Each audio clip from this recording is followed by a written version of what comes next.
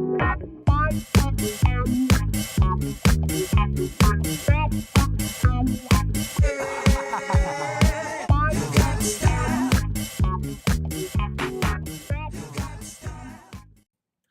there, guys. This is Molorian, and this will be a War Machine battle report. Now, I hope it works because it's been like my fourth time recording it. But anyway, what you're seeing here is the last game I had against my opponent, Tom. He is running Mercenaries, and I was running Fiona, and I was using my good old Haley too. And he kicked my butt. Really, I came up against his defense queue. I panicked. I didn't know what to do. And in the end there, you can see his Kayazi assassins got through and killed my caster. So, as nice of a guy as he is, I was looking for some revenge. Now, what I decided to do is to fight his jank with my own jank. So, whereas he's taking Fiona and Durgen, I said, you know what? I'm going to take Sloan and Darius.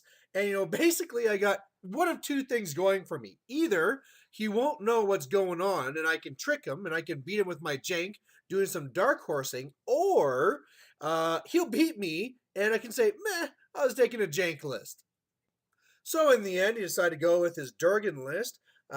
He was saying that he'd been playing a lot of Fiona, so you want to kind of change things up. Want to get more practice with the Durgen list, so hey, I'll take it. Anyway, what he has here, actually, I should say first, this is a fantastic looking army.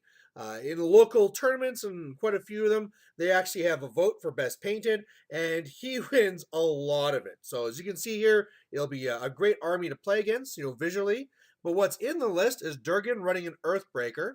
There's also going to be Max Fordsguard. There's going to be Thor. There's going to be McDougal. There's going to be Reinhold. There's going to be the Tactical Arcanist Corps, Ayenna and Holt, Gun Mages with UA, Terran, and also the Pressgangers. On my side, I decided with my Darius list. Now, really, when I was looking at the matchup, I took my jank to fight his jank, but I didn't exactly tool it out to face him. And I realized if I couldn't deal with his high defense before, Sloane's not going to do it now. On his feet, okay, she could shoot down some things, but it's probably a lot safer just going with Darius. So my list here is going to be Darius running a Ironclad, a Stormclad, Centurion, Thunderhead, then also a Cyclone and a Hammersmith. So a good little mix of jacks here. It's a list like this is what I used to run all the time before my brother broke my soul running his Denegra with two types of feedback. But yeah, should be pretty interesting. The scenario here is kill box, so be careful about that. It's first one of 5. You get 1 for controlling the zone, 2 for dominating, 1 for destroying the enemy objectives.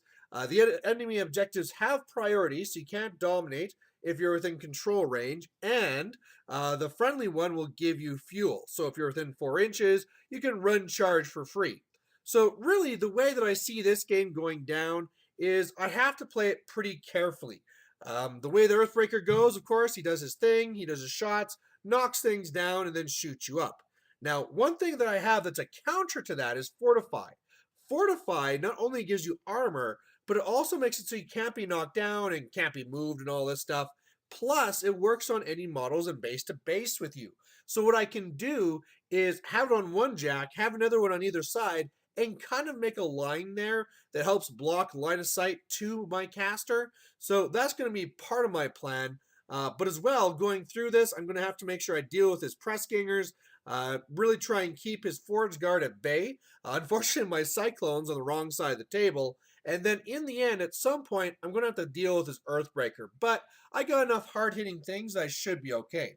Now, unfortunately, something I didn't realize from his side is that after we were deployed, he was like, oh, do you have an answer to, rough terrain? Do you have any Pathfinder? And I said, nope. And he kind of grinned. So I was kind of wondering what that was going to turn into. So I won the initiative. I decided to go first. He picked that side. And really, my first turn's really simple. I am going to be casting full throttle. I am going to be putting Fortify on the Centurion, craning it forward. Everything runs. And that's really it. On his side, he's going to allocate 1 to the Earthbreaker. It's going to run forward. He is going to put primes onto the Pressgangers. And then he's also going to be casting Inhospitable Ground.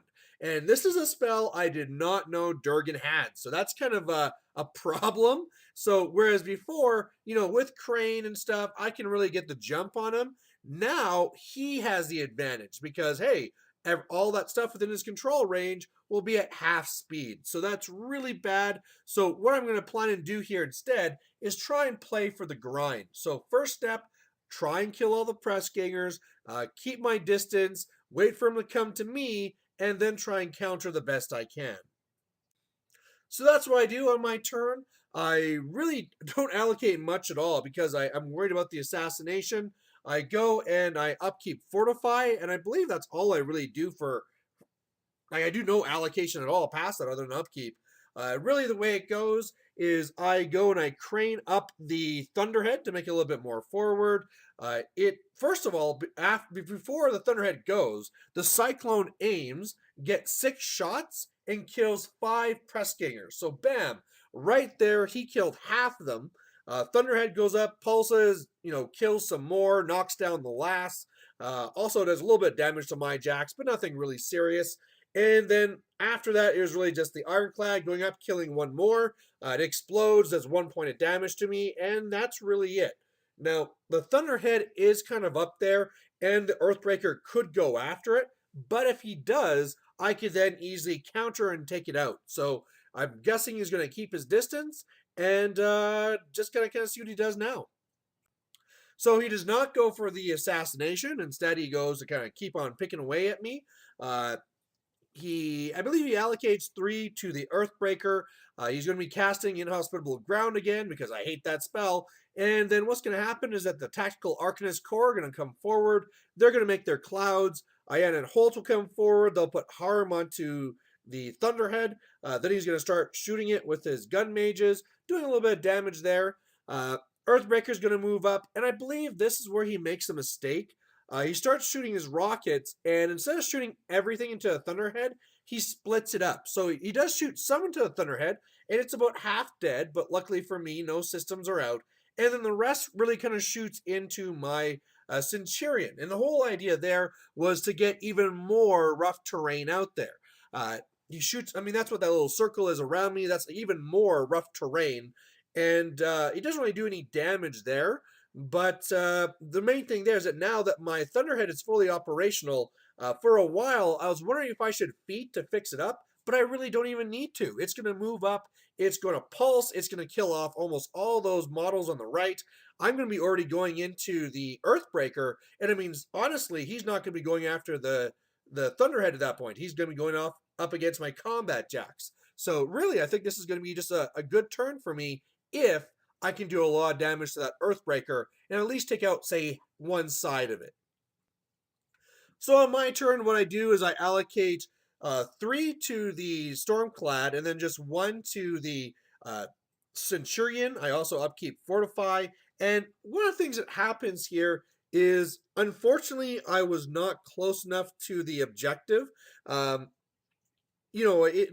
range where you get that free charge is 4 inches, and you're also able to measure that 4 inches to see if you're contesting, and my Centurion was just out.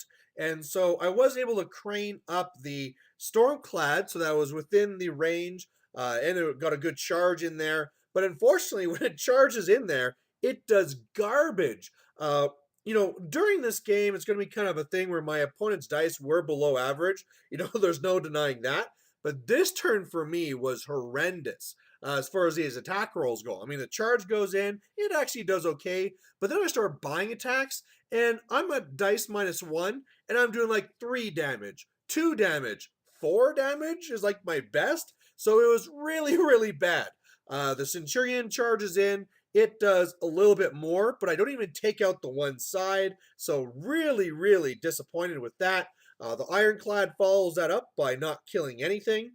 And then I basically go up and I pulse with a Thunderhead. That's a lot better. I kill Terran. I kill Ayan and Holt. I kill off the majority of the gun mages. I kill a Tactical Arcanist Corps. And that's not too bad. Otherwise, I really just have the Hammersmith slowly working his way forward. The Cyclone, that guy is great. He comes over, and whereas the Forge Guard could be a real issue, he puts up those cover fires and locks them down. You can really like the storm wall because it basically does that plus some.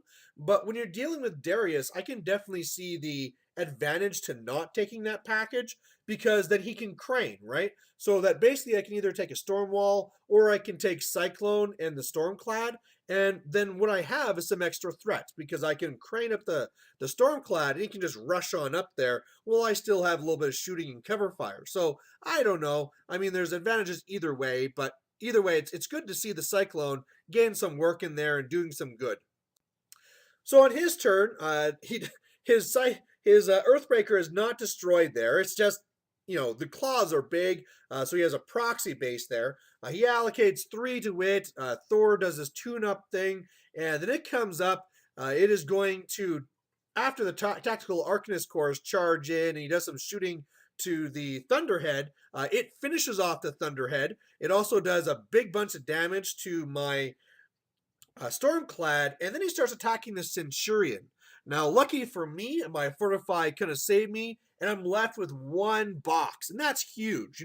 That's what Darius wants to see, is Jax with 1 box left, because that's the most my feet can do.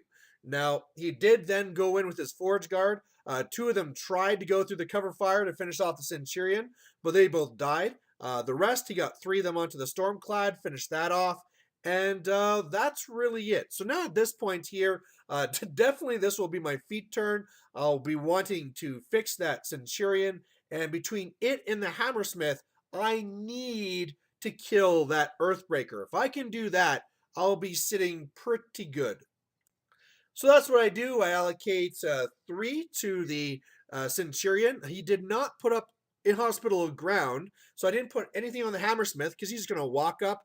Otherwise, I'm just going to be jackhammering the Centurion. I let Fortify drop to get the most focus I can. And so really what happens is that I go up with Darius. First of all, all the little half-jacks run to where they need to be. Darius shoots one of the Forge Guard. Then I do a jackhammer, and I'm like, yeah, let's do this damage. And that's when my opponent reminds me, you haven't feeded yet. Well, luckily, even with 1 dice, I was able to hit and do some damage. Then I feed, fix everything that's on the table, and then keep on jackhammering for 2 more times. Start attacking with the Hammersmith, start attacking with the Centurion, and in the end, I was able to take down the Earthbreaker. So now that wreck marker actually is a wreck marker. The Ironclad was able to kill the last from the press gangers. They then failed their command test. By the way, by this point, he dropped primed a while ago. But then again, my Cyclone doing its thing comes up and puts up its cover fire. So that's freaking awesome. And now I'm feeling really good. He doesn't have a lot that can get to me. I've destroyed his big Earthbreaker. Life is fantastic. However, he now tells me he thinks he might have a shot at assassination.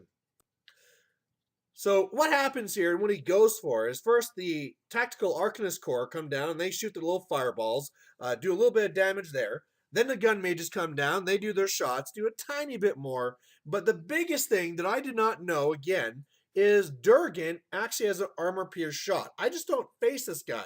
And so he shoots me, and I'm like, oh man, my armor goes all the way down to 9. He boosts damage, and I'm ready to take a wallop.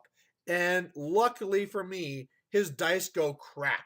So he does, I don't know, like 6 damage or something pathetic. Could have been way more, but I'm happy with that.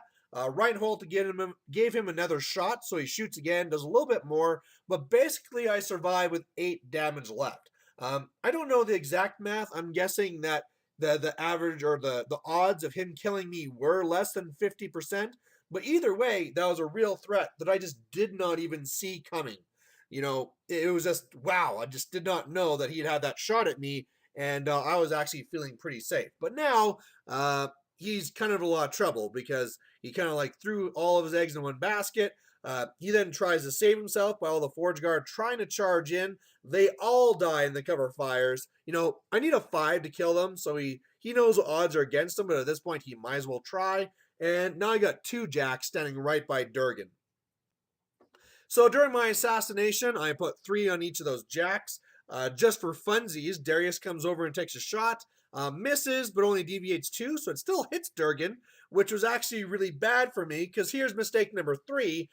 Did not, or I forgot again that when you shoot a blast at Durgen, you give him another focus. So I really just raised his armor. So now he's 1420 for defensive stats, but it really just wasn't enough. You know, I go in there, boosting the hit, I get the sustained attack with the Centurion, and put down Durgen. So overall, a really fun game. Like I said, his dice were a little bit low. Had he actually concentrated on the Thunderhead, that could have really changed things. You know, he could have still had Iena and Holt and all the rest of it. But then again, maybe not, right? Maybe he would have not destroyed it and I could have just fixed whatever I needed. I mean, that's the nice thing. I just need to walk up one little half jack and fix one little system and the pulse is working again. But either way, thanks for watching. And hopefully you guys appreciated seeing some different casters for once. So there you go, and catch you later. Bye.